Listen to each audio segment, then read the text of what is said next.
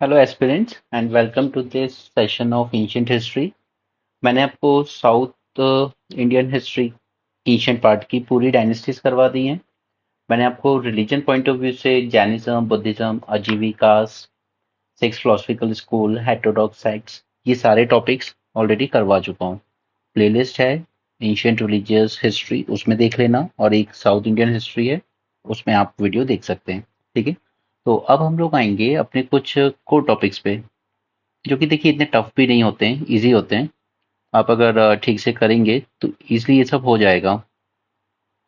लेकिन बात ये है कि इनसे अब जो क्वेश्चन भी आता है ना, वो इतना इजी नहीं आता है, थोड़ा सा अजीब से ही क्वेश्चन पूछता है। मतलब जैसे इसने क्या किया था, लास्ट ईयर दो वो अशोकन एडिक्ट से रिलेटेड पूछी थी, बट एक साइट पूछी थी जोगाड़ा। ऑलराइट, और ऐसे करके तीन और साइट थी, और उनको मैच करना था कि किस स्टेट में पाई जाती है। तो अगर हम अभी जो पढ़ेंगे पैलियोलिथिक, वहां पर भी एक साइट का नाम आएगा, सेम नेम जोगाड़ा, एंड ये उड़ीसा में पाई जाती है। ऑलराइट, तो मैं आपको ये टॉपिक वैसे स्किप करवाना चाहता था, लेकिन मैंने इसको इसलिए करा दिया है कि कल को अगर उसने साइट्स देकर आपसे क्वेश्चन इस वे में पूछ लिया किस स्टेट में थी, तो आपको एक आइडिया होना चाहिए।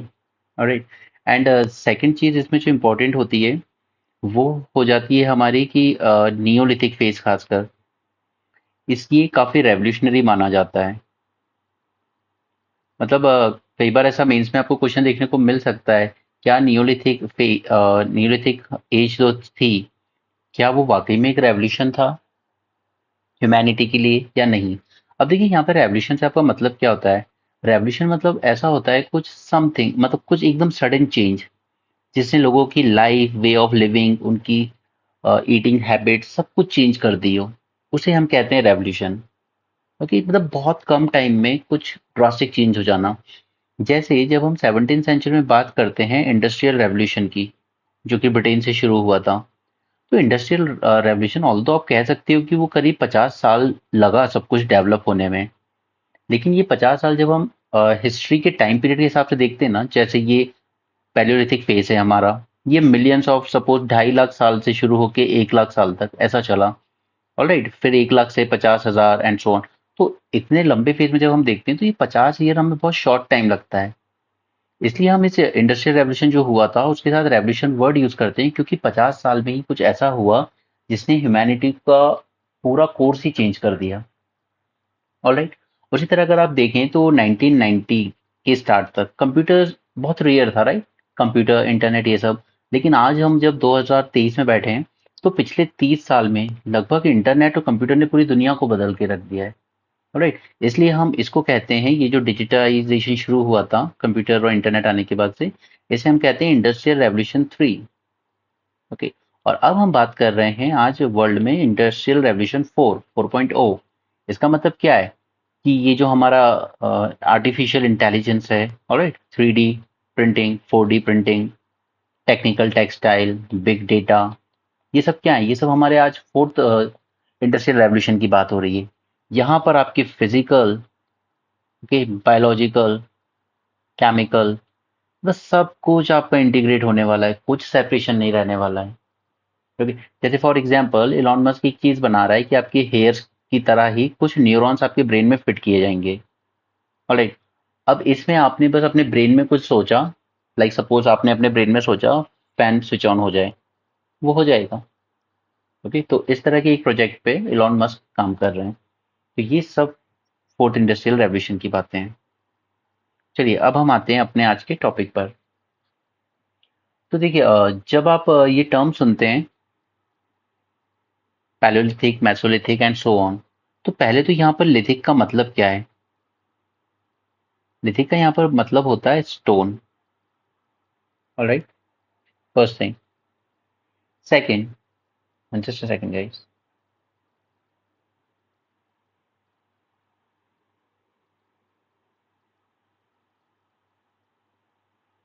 Right, fine.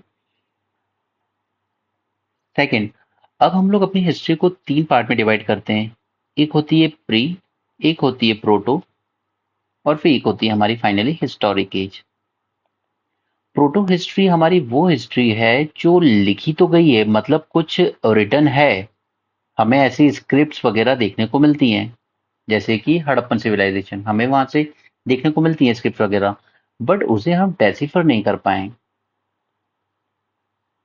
हम नहीं जानते कि ये जो लिखा हुआ है, ये जो सिंबल्स हैं, इनका क्या मतलब है। तो जिस हिस्ट्री को हम लोग डेसिफर नहीं कर पाए हैं, रिटर्न है वो बट डेसिफर नहीं कर पाए, ये जो हिस्टोरिक है इसको क्यों मान रहे हैं, क्योंकि हम सब कुछ रिटर्न है यहाँ पर। सिंस स्टार्ट ऑफ वैदिक एज हमें सब कुछ रिटर्न मिल रहा है यहाँ पे। ठीक है, तो इसे हम हिस्टोरिकल मानते हैं।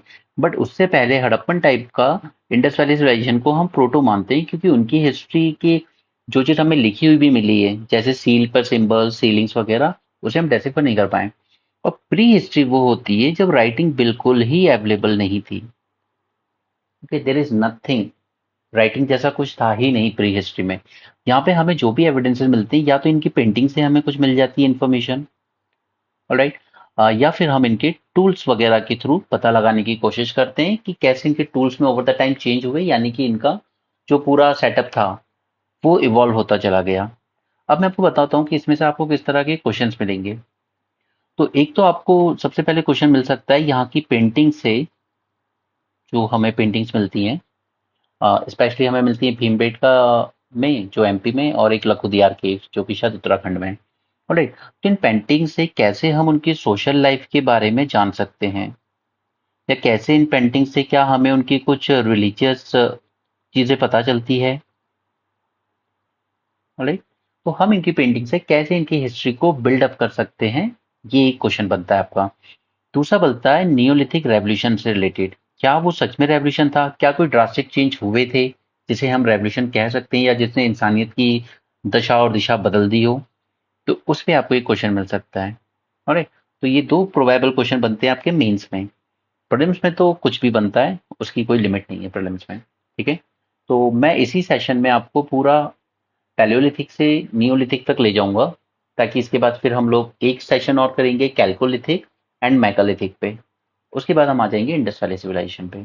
ये दो वीडियो आप पूरी तरीके से इग्नोर मत कीजिए, क्योंकि इस वक्त प्रीलिम्स जैसा है, आपके लिए एक एक क्वेश्चन इंपॉर्टेंट है, दो दो मार्क्स इंपॉर्टेंट होते हैं। साइंस टैग और एनवायरनमेंट अगेन हॉन्ट करेगा, क्योंकि वो करंट से रिलेटेड आता है, बहुत वेग आता है। कई बार वो किसी एक्ट की इतना डीप में चला जाता है जो आपको नहीं पता होता है, और कई बार वो सीधे सीधे वर्बेटिम उठा लेता है न्यूज से, जो हमने, अगर आपने पढ़ा है तो ही आप जानते हैं वर्बेटिम, ओके, वरना नहीं जानते। तो ऐसे क्वेश्चन हैंडल करना, उसमें आप अपना नॉलेज अप्लाई नहीं कर सकते, या तो आपने उसको उस वर्ड के बारे में सुना है या नहीं सुना है। ग्रीन वॉशिंग है, ब्लू वॉशिंग है, अगर आपने सुना है इनका मतलब तो ठीक, नहीं तो इट्स गेम जीरो। ओके, तो कोशिश कीजिए कि जो आपके कोर सब्जेक्ट है उनमें से क्वेश्चन गलत ना हो। चलिए, मैं इसको कोशिश करूंगा आज और कल दो सेशन में आपका यहाँ तक कंप्लीट हो जाए, फिर हम इंडस वैली सिविलाइजेशन से अच्छे से इन डेप्थ जाएंगे। ऑलराइट, तो चलिए, अगर हम अपनी टाइमलाइन बनाएं।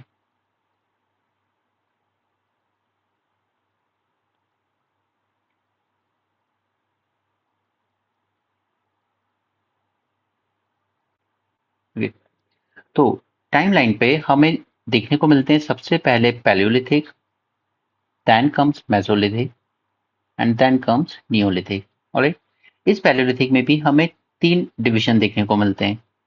3.5 मिलियन ईयर्स एगो, यहां से शुरू होके करीब 1 लाख साल तक अपर पैलियोलिथिक चलता है। ठीक है, उसके बाद हमारा मिडिल पैलियोलिथिक शुरू होता है, जो चलता है करीब करीब 40,000 साल तक। मैंने इसको के लिख दिया है, आई होप आपको समझ आ जाएगा। चलिए हटा देता हूँ, क्योंकि 40,000 ईयर तक।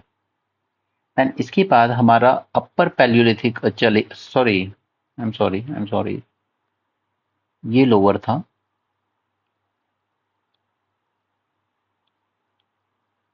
This is lower paleolithic, then middle paleolithic, and then upper paleolithic. Right, ये हमारा चलेगा करीब 8,000 साल तक। फिर 8,000 से 4,000 साल तक चलेगा हमारा mesolithic, and then neolithic. Right, तो देखिए, अलग अलग टेक्स्ट बुक में आपको अलग अलग टाइम पीरियड बताए जाते हैं। तो ऐसा कोई हार्ड एंड फास्ट नहीं है कि 8,000 मतलब 8,000 में खत्म हो ही गया था, ऐसा कुछ नहीं है। आप दो ही सोर्स पे रिलाई कर सकते हैं, या तो आर एस शर्मा, ऑलराइट, जो कि हमारी एनसीईआरटी का ही पार्ट है, और या फिर उपिंदर सिंह। ऑलराइट। तो क्योंकि ये सब वैरी करता है अलग अलग बुक्स में, इसलिए आपको कभी ऐसा हार्ड एंड फास्ट नहीं पूछा जाएगा, बट एक मोटा मोटा आइडिया होना चाहिए आपको कि कहाँ तक कौन सी एज थी। ऑलराइट। अब अगर हम बात करें कि हमें इंडियन सब कॉन्टिनेंट में ह्यूमन एक्टिविटीज के एविडेंस सबसे पहले, मतलब कितना बैकवर्ड, कितना पीछे जा सकते हैं हम, ह्यूमन एविडेंस जो हमें मिले, तो हमें मिले करीब 5 लाख साल पीछे तक के एविडेंस ह्यूमन एक्टिविटीज के। ठीक है। फिर हमने इन सारी पीरियड को, ये एज को डिफाइन किस बेसिस पे डिवाइड किया, तो हमने किया है स्टोन टाइप्स पे, यानी इनके जो स्टोन टूल्स हमें मिले उस बेसिस पे हमने डिवाइड किए इनकी एजेस। इसलिए हर एज के साथ हमने क्या वर्ड यूज किया, लिथिक, यानी कि स्टोन। ऑलराइट। देन इस टाइम तक यहाँ पे जो मैन था वो था होमो इरेक्टस, यानी कि इंसान सीधा खड़ा होना सीख गया था अपनी रीढ़ की हड्डी के बल। और अपर पैलियोलिथिक में जब हम आते हैं तब हमें देखने को मिलते हैं होमोसेपियंस, यानी कि जो आज की ह्यूमन प्रजाति है उसकी शुरुआत यहाँ से होती है, अपर पैलियोलिथिक से। क्लियर। अब ये जो पूरा पैलियोलिथिक फेज है, पूरा लोअर से लेके अपर तक, ये पूरा कोइंसाइड करता है प्लिस्टोसिन एज से, right? जब ऑलमोस्ट पूरी धरती आपकी आइस शीट से ढकी हुई थी। क्लियर। और पैलियोलिथिक फेज जब खत्म होता है तब जाके हमारी होलोसिन एज शुरू हो जाती है, जो कि चल रही है आज तक। ठीक है। तो ये आपको, आई होप कि यहाँ से मेजोरिटी चीजें समझ में आ गई होंगी। अब हम आगे बढ़ते हैं। सबसे पहला हम शुद्ध देखेंगे लोअर पैलियोलिथिक। राइट। तो अगेन 3.5 मिलियन ईयर से शुरू होकर ये जाता है 1 लाख ईयर तक। ठीक है। अभी मैंने आपको बताया कि ये आइस एज से कोइंसाइड करता है। ओके, तो आप समझ सकते हैं कि एनवायरनमेंट जो रहा होगा काफी कोल्ड और ड्राई टाइप का रहा होगा। ठीक है। अब क्योंकि इस वक्त तक दो चीजें कॉमन थी। पहली बात कि इंसान किसी एक जगह पर रुक नहीं रहा है, वो नोमैडिक है, इधर उधर बस चला जा रहा है नॉन स्टॉप। तो नोमैडिक है तो उसको क्या करना है, आज यहाँ रुका कल कहीं और फिर कहीं और। तो वो जो भी रॉक केव्स वगैरह मिलती थी, अरे रॉक केव्स वगैरह जो जहां भी मिलती थी, उसी को अपना शेल्टर बना लेता था। तो ऐसा कोई सेडेंट्री लाइफस्टाइल, सेडेंट्री मतलब होता है जैसे आज लोग एक जगह पर रहते हैं घर बनाकर विलेजेस में, शहरों में। ओके। तो सेडेंट्री लाइफस्टाइल जैसा कुछ नहीं था, सब कुछ नोमैडिक था। They were always on the move. Right. इसके हमें सबसे पहले एविडेंस मिलते हैं बेलन वैली, जो कि है मिर्जापुर यूपी में। ओके, उत्तर प्रदेश। ठीक है। और देखिए एक और टर्म आएगा बोलन, बोलन रिवर। ये बोलन पास याद कीजिए, उधर पाकिस्तान साइड। ऑलराइट, मेहरगढ़ बलूचिस्तान में है वो। तो कंफ्यूज नहीं होना बोलन और बेलन में।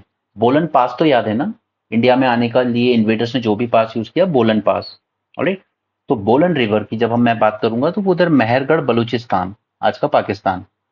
ठीक है। जब मैं बेलन वैली बोल रहा हूँ यानी कि हमारा यूपी में है ये। ऑलराइट। इसके अलावा सोवन वैली से भी हमें एविडेंस मिलते हैं, जो कि आज के पंजाब, जो कि पाकिस्तान का पार्ट है, जो आधा पंजाब जो पाकिस्तान के पास है ना, उसमें है सोवन वैली। ऑलराइट। अब इमेजिन कीजिए कि उस time they were always on the move, तो खाने में क्या कर रहे होंगे, they were obviously they will be hunting the animals. Alright. या जो जंगलों में पेड़ों में उगा हुआ मिल गया, यानी कि फूड गैदरिंग। खुद कुछ नहीं उगा रहे हैं, जो भी जंगलों में मिल गया खाने का वो खा लिया। ठीक है। इसके बाद अब अगर जैसे हम एग्जाम्पल एक देखते हैं भीमबेटका का। भीमबेटका इनकी फेवरेट साइट थी। इसके कुछ रीजंस, ये भी अगेन आपसे पूछा जा सकता है प्रीलिम्स में कि भीमबेटका पे हमें पैलियोलिथिक से लेके तो मेसोलिथिक नियोलिथिक तक की एविडेंस मिलते हैं कि लोग यहाँ रहे हैं इस एज में। तो इस साइड में ऐसा क्या खास था, यही क्यों कि ये इतने हजारों लाखों साल तक ऑक्यूपाई करके रखी गई। तो देखिए पहली बात कि इसी के पास ही वाटर फैसिलिटी अवेलेबल थी। ऑलराइट। दूसरा, पूरा एरिया आसपास जंगल से घिरा हुआ था, तो easily they can gather their food. Alright. And तीसरा एंड मोस्ट इंपॉर्टेंट कि यहाँ पर हमें मिलता है सैंडस्टोन एंड क्वार्ट्जाइट। और हमें अपनी स्टोन एज में जितने भी टूल्स मिल रहे हैं वो सब क्वार्ट्जाइट से बने हुए मिल रहे हैं। तो इन्हें टूल्स बनाने के लिए रेडिली एक रॉ मटेरियल अवेलेबल हो जाता था। ठीक है। क्योंकि अगर आपको एनिमल हंट भी करना है तो आपको पत्थर ही मारने होंगे ना उसे, उसके लिए आपको टूल्स चाहिए। कुछ शार्प भी, फिर मर गया तो उसको काटना है, उसकी स्किन निकालनी है, तो उसके लिए उतनी शार्प एजेस वाले टूल्स भी चाहिए। और टूल्स बनाने के लिए आपको चाहिए था क्वार्टजाइट, जो कि यहाँ पर रेडिली अवेलेबल था। इसे भीमबेटका उनकी फेवरेट चॉइस बना। ऑलराइट, अब अब टूल्स की बात करते हैं कि टूल्स बनाते कैसे थे। तो सपोज कीजिए एक बड़ा पत्थर है, ऑलराइट, उसको ये लोग इस तरीके से तोड़ते थे। एक छोटे पत्थर को लेते थे, बड़े पे घिस घिस के उसको तोड़ लेते थे। तो ये जो बड़ा वाला होता था ये बन जाता था कोर, और ये जो छोटा वाला था ये बन जाता था फ्लेक। ऑलराइट, तो इस एज में हमें मिलते हैं ये कोर वाले टूल्स, बड़े। ठीक है, यानी कि अभी तक इन्होंने छोटे टूल्स की इंपॉर्टेंस नहीं समझी थी। They were mostly relying upon the core. अब इसमें किस तरह के मिलेंगे हमें, तो एक तो ये वाला मिलता है। मैं आपको स्टोन टूल्स भी दिखा सकता था डायरेक्ट इमेज लगा के, लेकिन उससे समझ नहीं आएगा और ना आप आंसर में लिख पाओगे वहां, अगर कभी मेंस में ऐसा कुछ आता है तो टूल्स को लेके। तो बेटर है कि आप बनाने की ही प्रैक्टिस कीजिए, क्योंकि उसी की जरूरत पड़ेगी आपको। एक तो होते थे हमें ये इस तरह के ट्राइंगुलर शेप के, right? एक तरफ से ये ब्रॉड होते थे और दूसरी तरफ से होते थे पॉइंटेड। राइट, इन्हें कहते थे हैंड एक्स। ओके, यहां से आप इन्हें हाथ से पकड़ सकते हैं और इधर से आप जहां हिट करना है या जो कट करना है वहां कर सकते हैं। उतने पॉइंटेड नहीं होते थे जो हम आज के सेंस में समझते हैं पॉइंट एकदम, बट फिर भी सफिशिएंट थे कि हाँ अगर किसी जानवर को मारोगे तो उसके सिर में छेद तो कर ही देंगे। नेक्स्ट, एक और टूल मिलता है हमें यहाँ पे, ये वाला। इसकी ये जो एक एज होती थी ना, बहुत शार्प होती थी। Sharp and flat, flat and sharp edge. ये रेक्टेंगुलर भी हो सकते थे एंड ट्राइंगुलर भी हो सकते थे। ओके, इन्हें कहते थे क्लीवर। ये मैं भी इसलिए बता रहा हूँ क्योंकि पहली क्लास है, तो अगर मैं सीधे आपको ये लिखवा दूंगा कि ये क्लीवर होता था या ऐसा होता था तो आप समझ नहीं पाओगे। इसलिए मैं आपको अच्छे से बता रहा हूँ अभी, ठीक है। क्लीवर एंड हैंड एक्स, मैं एक बार आपको समझा देता हूँ कि कौन सा होता था कैसा, तो आप आगे जब हम पढ़ेंगे तो उतना दिक्कत नहीं आएगी समझने में। ऑलराइट, चलिए। अब मैं आपको एंड हाँ, one more thing guys, one more thing कि ये टूल्स ना अनपॉलिश्ड हुआ करते थे। ठीक है, ऐसे कोई इनको चिकना नहीं बनाया जाता था किसके। आगे चल के जब हम जाएंगे ना नियोलिथिक में, तब हम देखेंगे पॉलिश टूल्स। ओके, एकदम अनपॉलिश रफ, बस तोड़ लिया, जैसा टूटा वैसा यूज कर लिया। अब मैं आपको बता देता हूँ कुछ इंपॉर्टेंट साइट्स, क्योंकि वो ज्यादा जरूरी है। तो देखिए, अगर हम ये बनाते हैं अपना इंडिया, ठीक है, तो हमें उड़ीसा में देखने को मिलती है जोगाड़ा। सिर्फ एक बार नाम याद रख लीजिए, ये नहीं कह रहे हैं कि आप बहुत अच्छे से, लेकिन अगर कभी मैच द फॉलोइंग में उसने दे दिया प्रीलिम्स में, तो you should be able to identify कि किस स्टेट में आती हैं। ऑलराइट, उसी तरीके से राजस्थान में हमें मिलती है दिदवाना, बगोर, ठीक है, एंड बुद्ध पुष्कर। ये हमारी है राजस्थान में साइट्स, ठीक है। महाराष्ट्र से हमें मिलती है पाटने एंड पाटने। और ये साइट्स रहेंगी, ऐसा नहीं है कि यहाँ लोअर और पैलियोलिथिक में है तो अपर में नहीं होंगी, रहेंगी, आगे भी रहेंगी। इसे एक बार समझ लो ताकि याद रह जाए। यहाँ पे तेलंगाना में एक साइट है नंदीपल्ली, तेलंगाना, हाँ। देन आंध्र प्रदेश में एक सबसे famous and most important site है जो कई बार एग्जाम में आई है, कुरनूल केव्स। फिर हमारे पास झारखंड में भी एक जगह है सिंहभूम, एंड गुजरात में है विशदी। तो इन साइट को एक बार नजर में बिठा लो, एग्जाम में देख के याद आ जाएगा कौन सी किस स्टेट में थी। ठीक है, तो आप अपना मैच द फॉलोइंग गलत करके नहीं आएंगे। ठीक है, तो ये हो गई बात हमारी मिडिल पैलियोलिथिक की। अब आगे चलते हैं। मैं इसको ना दोबारा, जैसे पहले मैं आपको रिवाइज कराता था तुरंत पढ़ा के, मैं वैसे नहीं करवा रहा हूँ क्योंकि वरना बहुत लेंदी हो जाएगा लेक्चर, मुझे सारी साइट्स कवर करनी है आपके साथ आज ही। राइट, अब हम आते हैं मिडिल पैलियोलिथिक पे।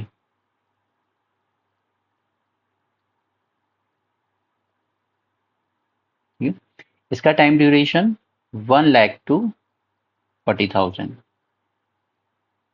ठीक है, अब एक इंपॉर्टेंट चीज ये हुई थी कि इस एज में ये लोग फायर इन्वेंट कर ली गई थी इस चीज तक।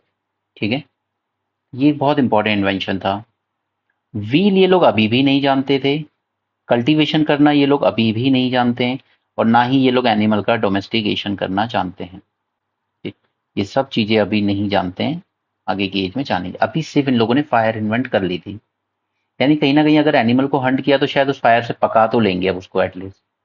ऑलराइट, देन अगेन इनके रेसिडेंस की बात करें तो एज यूजुअल रॉक केव्स में ही रह रहे थे। ठीक है, एग्जाम्पल वही वही बेलन वैली कहाँ पर है, यूपी में, मिर्जापुर। ओके, सोन वैली पंजाब पाकिस्तान साइड का। ठीक है, अब क्लाइमेट तो यहाँ अभी भी वैसे ही रहा जैसा था आइस एज वाला। ओके, लेकिन थोड़ा सा रेनफॉल होना शुरू हो चुका था इस टाइम तक, या कह सकते हो कि थोड़ा इंक्रीज हो गया था रेनफॉल्स। ठीक है, एंड एक इंपॉर्टेंट बात कि यहाँ पर अब टूल्स जो हैं हमारे, वो हमें मिलेंगे फ्लेक वाले। अब इन लोगों ने जान लिया था कि कोर तो ठीक है, वो तो यूज कर ही रहे थे, लेकिन ये जो फ्लेक भी है ना, ये कोई वेस्ट नहीं है, इसको फेंकना नहीं है, ये भी हमारे लिए एक बहुत काम का टूल है। एनिमल की स्किन निकालने में बहुत काम आता था ये। ठीक है, तो ये जो फ्लेक टूल्स होते थे दे वर स्मॉलर एंड लाइटर। तो कई बार जब एनिमल हंटिंग में ये मारा भी जाता तो ये बहुत पिन पॉइंट करके आप मार सकते हो उसकी आंख में या जहां भी मारना है। ऑलराइट, एंड एक इंपॉर्टेंट बात कि हमें इन टूल्स में ना रीजनल वेरिएशन देखने को मिलते हैं। मतलब ऐसा नहीं है कि बेलन वैली में जिस तरह के टूल्स बन रहे हैं वैसे ही सोन वैली में ही मिलेंगे, नहीं, थोड़े से हमें रीजनल वेरिएशन देखने को मिलते हैं यहाँ पर। Example, blades. ठीक है, ब्लेड से मतलब अगर ये ब्लेड है तो दोनों साइड अब ये लोग शार्प करते थे इसे। पिछले में हमने देखा था एक साइड होता था, लेकिन यहाँ पे दोनों साइड पे ये लोग इसको शार्प कर रहे थे। Alright, scrapers and bores. ठीक है, अब एक और इम्पॉर्टेंट बात कि हमें यहाँ पे साइट देखने को मिलती है साउथ ऑफ तुंगभद्रा रिवर में भी। आप मैप पर लोकेट कर लेना तुंगभद्रा रिवर, मैं नहीं दिखा पाऊंगा यहाँ पर। ठीक है, इसके अलावा एज यूजुअल हमारी भीमबेटका एक इम्पॉर्टेंट साइट थी। आप सिर्फ इनका स्टेट याद रख लीजिए, इतना ही चाहिए बस आपसे, और कुछ नहीं। बगोर एंड दिदवाना राजस्थान में है। राइट, उसी के अलावा एक और साइट आई नेवाजा, ये महाराष्ट्र में। ठीक है, तो this was about middle paleolithic age. अब हम लोग चलते हैं अपर पैलियोलिथिक एज में।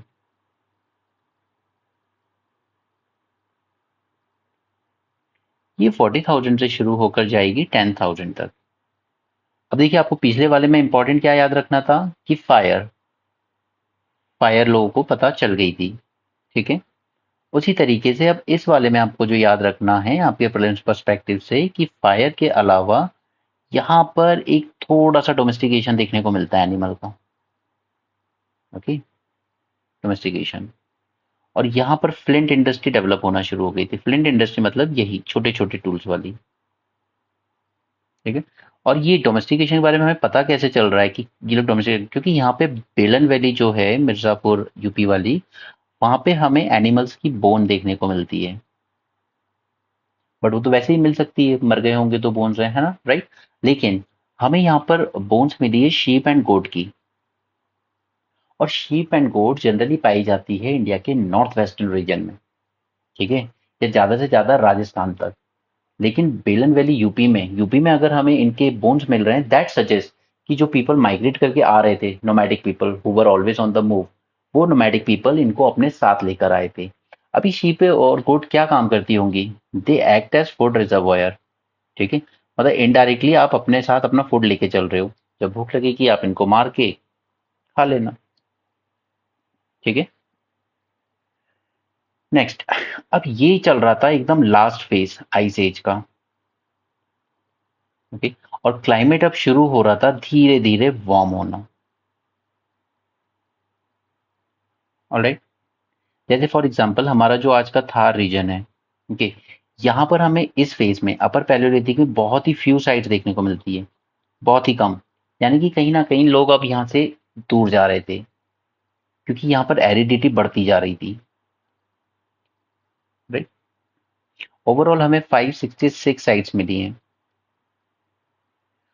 बाकी सब साइट्स वही हैं जो पहले थी, कुछ नया नहीं है। लेकिन आंध्र प्रदेश में कुर्नूल नाम की साइट है, वो याद रख लीजिए, कुर्नूल आंध्र प्रदेश। क्योंकि हमें यहाँ से ना बोन टूल्स भी मिले, यानी कि अब ये लोग एनिमल की बोन से भी टूल्स बना रहे थे। ऑलराइट।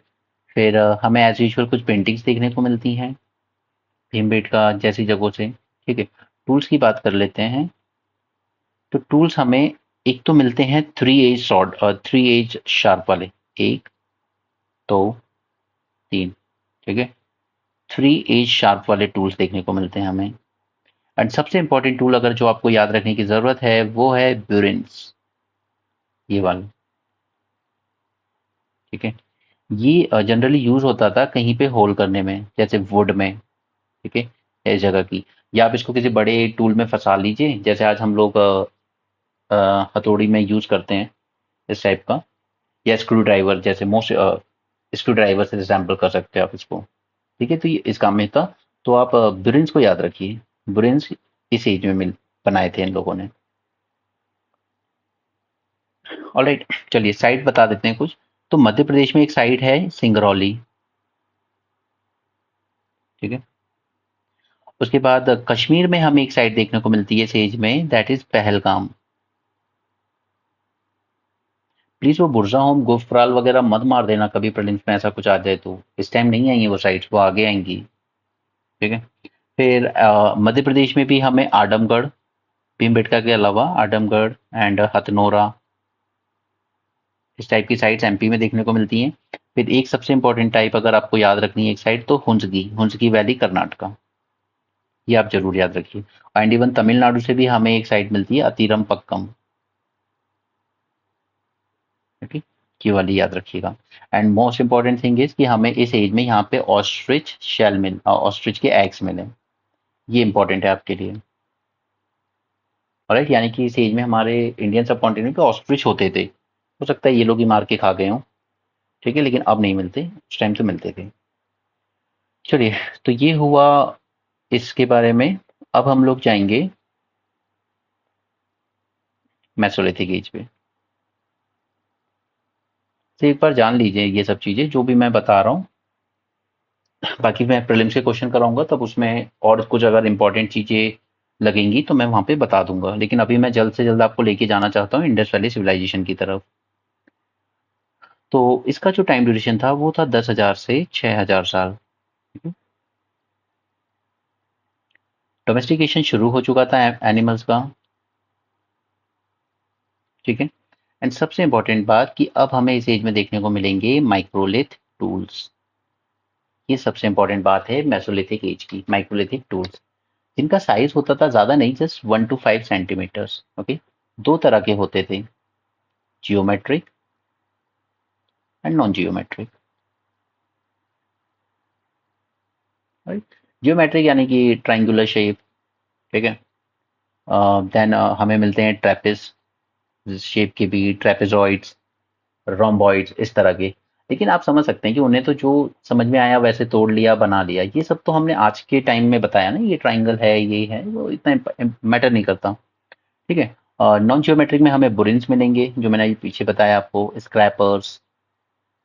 राइट, जो याद रखना है वो इम्पोर्टेंट बात ये है कि अब सिर्फ कॉर्डसाइट नहीं, कॉर्डसाइट के अलावा ये लोग एजेट के भी टूल्स बना रहे हैं, ये लोग चर्ट के भी बना रहे हैं, जेस्पर के भी बना रहे हैं। ओके, और कॉर्डसाइट के तो बना ही रहे हैं। तो ये जो हमारा जितने भी टूल्स थे ना, ये लोग कॉर्डसाइट के ज्यादा बनाते थे। यही रीजन है कि इस एज के आदमी को ना कॉर्डसाइट मैन भी कहा जाता है। Okay, this is one reason कि उनके टूल्स कॉर्डसाइट के बन रहे हैं, इसलिए वो लोग उसको कॉर्डसाइट मैन भी कहते हैं। ठीक है, इसे हम लोग मानते हैं ट्रांजिशनल फेज। ऑलराइट, क्योंकि यहां से आपकी आइस एज खत्म हो जाएगी, अब शुरू हो जाएगा आपका होलोसीन पीरियड। ऑलराइट, अब क्लाइमेट आपका थोड़ा सा वार्म होगा, थोड़ा सा रेनी हो जाएगा। ठीक है, अब जब ये वार्म और रेनी होने लगा तो यहाँ पे फ्लोरा एंड फाउना बढ़ गए, और इसका इंसान ने अच्छे से यूज किया, फ्लोरा यानी कि अब उसको और ज्यादा प्लांट्स वगैरह मिलने लगे। ओके, तो कहीं ना कहीं थोड़ी सी शुरुआत तो हो चुकी थी बिगिनिंग ऑफ सेटल्ड एग्रीकल्चर की। ठीक है, अब अगर आपने फ्लोरा यानी कि कुछ अगर जैसे आपने एक बार देख लिया कि यहाँ पर ये फल अभी उग रहा है, उसके बाद फिर ये अगले सीजन में फिर उगेगा, तो फिर आप थोड़ा वेट करने लगे, आप वहां रुकने लगे कि अभी 4 महीने बाद वापस इसमें फ्रूट आएंगे वगैरह वगैरह। तो थोड़ा कहीं ना कहीं सेटल्ड एग्रीकल्चर की शुरुआत हो चुकी थी, बट अभी पूरी तरह से नहीं, थोड़ा सा, ठीक है, सेटल्ड। देन नेक्स्ट, चलिए अगर साइट्स की बात करें तो बगोर राजस्थान, ठीक है, बेलन वैली, अगेन मिर्जापुर यूपी। ये इंपॉर्टेंट इसलिए है क्योंकि यहाँ से हमें प्लांट कल्टीवेशन के एविडेंस मिले हैं, ठीक है? और सिर्फ प्लांट कल्टीवेशन ही नहीं, इनफैक्ट पॉटरी एंड बरियल्स के भी एविडेंस मिलते हैं यहाँ से। इतने स्ट्रॉन्ग एविडेंस नहीं, just from superficial level, but मिलते तो हैं। ओके, तो कहीं ना कहीं मानते हैं कि शायद ये लोग कल्टीवेशन करने लगे थे। लेकिन एक और बात ये है कि जब हम बात कर रहे हैं मैच्योरिटी फेज की, तो ऐसा नहीं है कि पूरे इंडिया या पूरे सब कॉन्टिनेंट में एक जैसा ही क्लाइमेट था, ऐसा नहीं है। जैसे अगर आप वेस्ट बंगाल में एक जगह है बीरभानपुर, ओके, अगर आप वहां का क्लाइमेट देखते हैं इस एज में, तो वहां पे अभी भी एरिडिटी है। दिदवाना, जो राजस्थान में, यहाँ पे आपको इस एज में रेनफॉल देखने को मिलती है। ईस्टर्न एमपी में चले जाइए सिंगरौली वाला, तो आपको वहां पे वेट एंड वार्म क्लाइमेट मिलता है। ऑलराइट, तो रीजनल वेरिएशंस अभी भी थे। ओके, तो कहीं पे कल्टीवेशन ज्यादा हो रहा है, कहीं पे कम हो रहा है, कहीं पे एनिमल डोमेस्टिकेशन हो रहा है, कहीं पे नहीं हो रहा है। सो चेंजेस हमेशा मिलेंगे आपको। ओके, कुछ इंपॉर्टेंट साइट्स की बात करें तो गुजरात के पास अगर हम देखेंगे, तो गुजरात में हमें दो इंपॉर्टेंट साइट मिलती हैं, लोटेश्वर, रतनपुर, और एक लंगनाज। सिर्फ नाम याद रख लो किस स्टेट में है, कभी बाई चांस आ गया तो ठीक, नहीं आया तो कोई बात नहीं। ओके, यूपी में इलाहाबाद के पास हमें मिलती है दमदमा एंड महादहा। अगर आप में से किसी का हिस्ट्री ऑप्शन है तो आपको ये सब बहुत अच्छे से पता होगा। एंड ये इनकी फूड सस्टेनेबिलिटी में ये लोग फिशिंग भी यूज कर रहे थे, सभी साइड्स पे नहीं, बट कुछ साइड्स पे। अच्छा हाँ, एक आपको मेंस में क्वेश्चन इनकी फूड हैबिट्स पे भी बनता है, ओवर द टाइम कैसे कैसे चेंज हुई है, ठीक है। पहले हंटिंग एंड गैदरिंग पर डिपेंड करते रहे, फिर थोड़ा सा फिशिंग की तरफ आए, फिर डोमेस्टिकेशन ऑफ एनिमल्स की तरफ गए। ऑलराइट, फिर थोड़ा सा प्लांट को डोमेस्टिकेट करना शुरू किया इन लोगों ने, फिर सेटल्ड एग्रीकल्चर की तरफ चले गए नियोलिथिक में। तो इस तरीके से आपको चेंजेस क्वेश्चन कभी ना कभी पूछा जा सकता है मेंस में। ऑलराइट, चलिए नेक्स्ट हम लोग आगे बढ़ेंगे। अब हम आते हैं सबसे इंपॉर्टेंट टॉपिक पे, दैट इज नियोलिथिक। राइट, सबसे पहले इसका टाइम ड्यूरेशन 9000 साल से 3000 बीसी।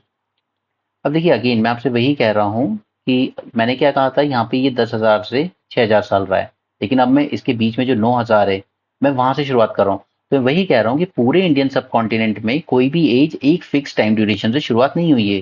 सपोज आप मेहरगढ़ चले जाइए बलूचिस्तान साइड, तो वहां पे न्योलिथिक एज की शुरुआत पहले हो गई। आप इधर आइए यूपी साइड आइए, वेस्ट बंगाल साइड आइए, तो यहाँ पे अभी शुरुआत नहीं हुई थी उसकी। ओके, इसलिए हम लोग, जो हमारे हिस्टोरियंस हैं, वो नियोलिथिक को कंसिडर करते हैं फ्रॉम 9000 टू 3000। ऑलराइट, अब इसमें सबसे इंपॉर्टेंट चीज एक हुई थी, दैट इज पॉटर व्हील। इससे सारा रेवोल्यूशन शुरू होगा। लेकिन एक फैक्ट ये कि नो वन नोज कि पॉटर व्हील कब इन्वेंट हुआ और कहाँ इन्वेंट हुआ, दुनिया के किस कोने में इन्वेंट हुआ। बट ये माना जाता है कि करीब 4,500 बीसी के अराउंड वेस्ट एशिया से ये इंडियन सब कॉन्टिनेंट में लाया गया। ओके, और क्यों ऐसा, ये किस बेसिस पे प्रेडिक्ट कर रहे हैं? ये प्रेडिक्ट कर रहे हैं क्योंकि आर्कियोलॉजिस्ट को बहुत भारी मात्रा में पॉट्स मिले हैं इस टाइम ड्यूरेशन के बाद। ऑलराइट, तो 9,000 से 4,500 के बीच में उन्हें कोई ऐसे ज्यादा पॉट्स वगैरह नहीं मिले, लेकिन 4,500 से 3,000 साल के बीच में उन्हें काफी पॉट्स मिले। तो उन्होंने ये माना है कि कहीं ना कहीं 4,500 बीसी के आसपास पॉटरी, जो पॉटर्स व्हील है, वो इंडिया में या सब कॉन्टिनेंट में आ चुका था। ठीक है, दूसरा, इस एज में शुरुआत हो जाती है एनिमल एंड प्लांट डोमेस्टिकेशन की। देखिए, अब आप सोचेंगे कि एनिमल वगैरह तो ये लोग पहले भी तो रख रहे थे, पिछले उसमें हाँ रख रहे थे, बट एनिमल कीपिंग और एनिमल डोमेस्टिकेशन में फर्क है।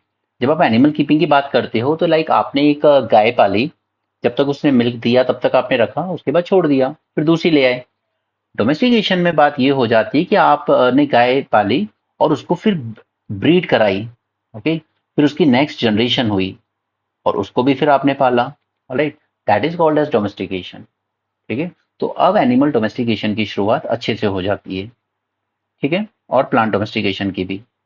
नाउ अब एक बात सोचिए, कि लोग जब animal domestication, plant domestication, sort of agriculture जब शुरू कर रहे हैं, तो क्या ये हमेशा can they be always on move? Possible नहीं है ना नोमैडिक लाइफस्टाइल।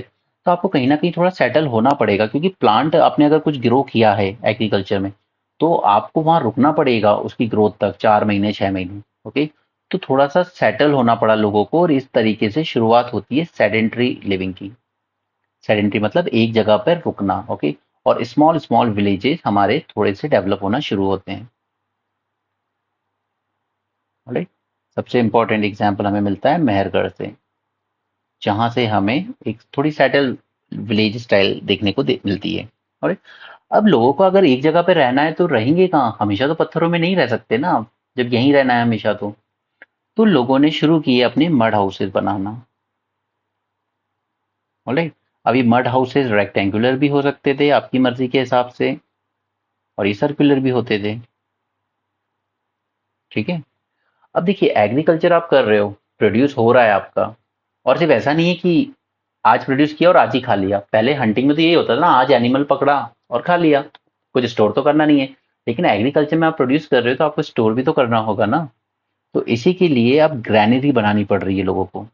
जैसे अगर आप विलेज वगैरह से आते हैं, तो विलेज से पहले क्या होता था, ऐसे मिट्टी की ना ग्रैनरी बना ली जाती थी, या तो जमीन में खोद के या फिर ऊपर ही, लेकिन बनाई जाती थी ताकि उसमें अनाज भरा जा सके। तो ग्रैनरीज बनाने लगे।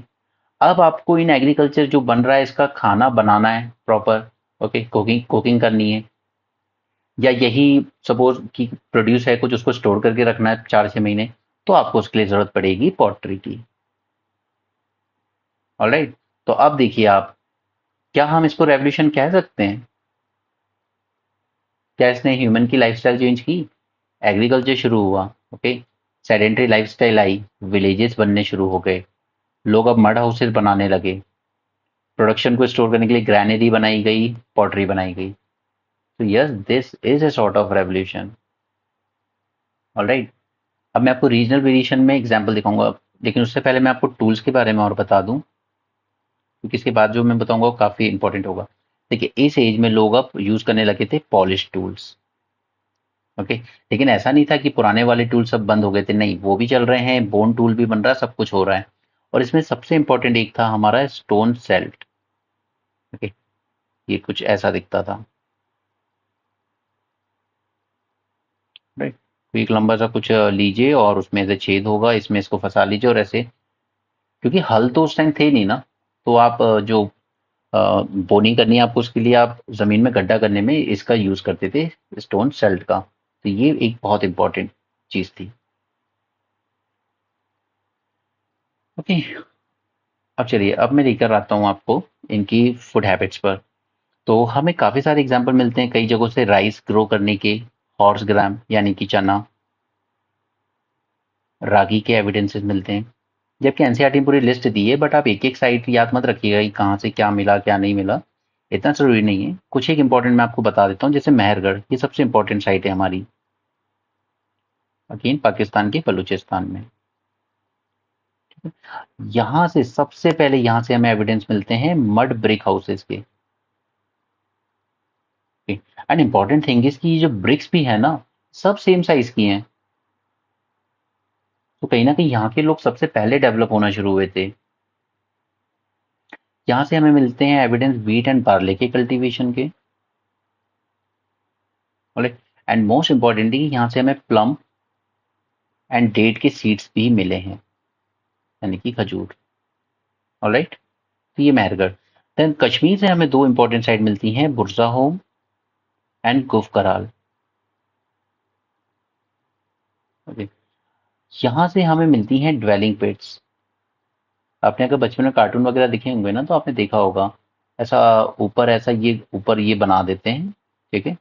फिर यहाँ नीचे सीढ़ियाँ लगी होती हैं, इनसे अंदर जाते हैं, और यहाँ जमीन के नीचे रहते थे। ओके, यहाँ पे रहते थे ठंड से बचने के लिए। ठीक है, और ऊपर से ये बस एक ऐसे पिट जैसी दिखती थी, बाकी पूरा जमीन के अंदर।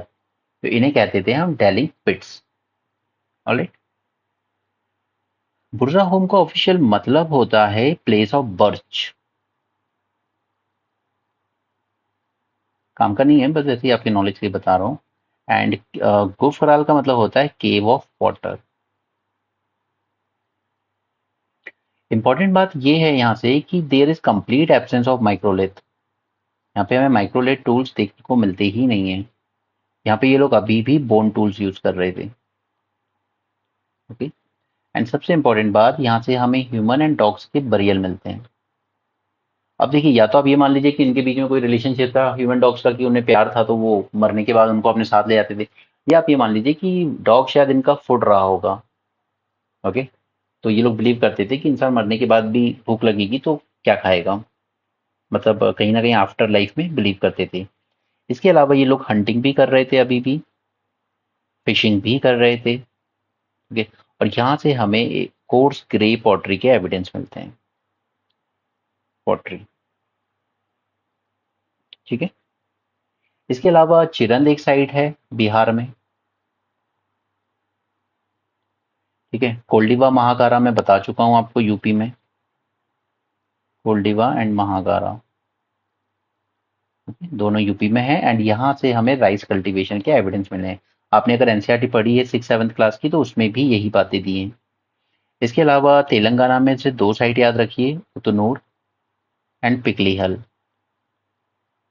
राइट। कुबगल एक साइट है जो कि हमें कर्नाटका में मिलती है।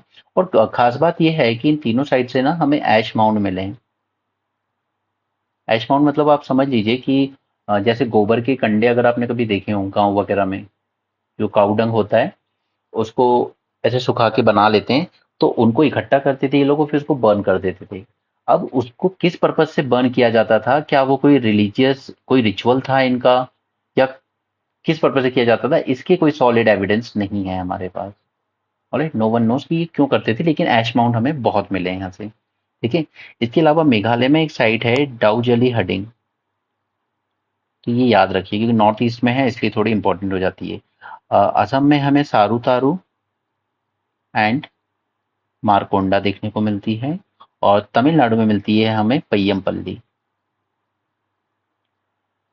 Alright, so this was about neolithic. बस आप ये याद रखिएगा कि नियोलिथिक रेवोल्यूशन था या नहीं, ये आपको बहुत इंपॉर्टेंट क्वेश्चन मिलेगा। दूसरा, आपको यहाँ की जो पेंटिंग्स हैं उनसे हम कैसे इनकी लाइफस्टाइल को बिल्ड कर सकते हैं ये बताना होगा। जैसे लखुत यार में क्या है, हमें एक इमेज मिली है जहाँ पे लोग ऐसे हाथ बांधे खड़े हैं एक दूसरे के। ओके। बहुत ज़्यादा। तो it shows some sort of dancing on some occasion like festival और समथिंग। ओके। तो ये उनकी सोशल लाइफस्टाइल को थोड़ा सा बताता है। कई बार हमें पेंटिंग्स में पेंटिंग से हमें इस तरह का मिला हुआ है जिससे हमें ये पता चलता है कि यहाँ पर डिफरेंशिएशन था वर्क को लेके या लेबर को लेके। ठीक है। क्योंकि हमें कई बार पेंटिंग में ऐसा दिखा है कि औरतें हैं जो वो घर के काम करती हुई नजर आ रही हैं पेंटिंग में, लाइक कुछ कुक कर रही हैं। आदमी हैं जो वो एनिमल का शिकार कर रहे हैं। ठीक है। तो इस तरीके से हमें यहाँ पे भी डिवीजन ऑफ लेबर देखने को मिलता है। ऑलराइट। उनकी फूड हैबिट्स के बारे में कुछ पता चलता है। कुछ एक बच्चों के टॉयज के बारे में हमें एक आइडिया लगता है। तो हमें पेंटिंग से कैसे हम रिकंस्ट्रक्ट कर सकते हैं इनकी हिस्ट्री को, ये आपको पता होना चाहिए। ओके। टूल्स के बारे में मैं बता ही चुका हूँ। अगेन अगर आएगा तो प्रीलिम्स में आएगा, लेकिन मेंस में ये दो क्वेश्चन इंपॉर्टेंट हैं आपके लिए, रेवोल्यूशन था या नहीं और पेंटिंग से हम कैसे इन्फॉर्मेशन मिलती है। ठीक है। बस ये दो क्वेश्चन मेंस के लिए तैयार कर लीजिए, और बाकी प्रीलिम्स के अभी मैं आपको इसके एमसीक्यू भी करा दूंगा ढेर सारे, तो आपको चीज़ें और ईजी लगेंगी। Alright, so that's it for today. अगले लेक्चर में मैं आपको कैलकुलिथिक एंड मेगालिथिक कराऊंगा और फिर हम जंप करेंगे सीधे इंडस वैली सिविलाइजेशन पे। वहां से हमारी पूरी हिस्ट्री इंपॉर्टेंट हो जाती है। And within this week, दिस 1 week, I will make sure कि आपका एंशिएंट हिस्ट्री पूरी तरह से कंप्लीट हो जाएगा। ओके। उसके बाद मैं आपको कराऊंगा एंशिएंट हिस्ट्री में मेंस की कुछ आंसर राइटिंग प्रैक्टिस। बट वो डिपेंड करता है आपके रिस्पॉन्स पे, बिकॉज वो वन साइडेड कम्युनिकेशन जब पता ही ना हो कि कितने बच्चे देख रहे हैं कितने नहीं, तो वो नहीं बनता है, फिर एंथुसियाज्म नहीं आता है उतना अंदर से। ओके। बट अगर कुछ बच्चे सीरियसली इसको पढ़ रहे हैं, फॉलो कर रहे हैं, तो फिर मैं वो मेंस आंसर राइटिंग आपको कराऊंगा साथ में। Okay. So that's it for today. Thanks for joining and supporting ECS। Bye. Good night.